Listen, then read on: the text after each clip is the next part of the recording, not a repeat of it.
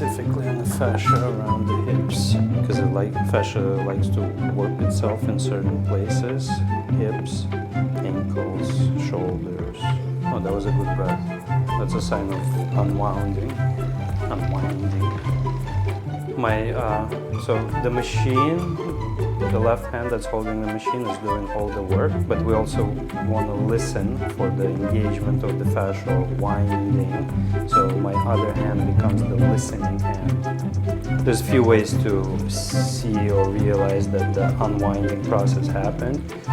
There was one. Laura just took a huge breath.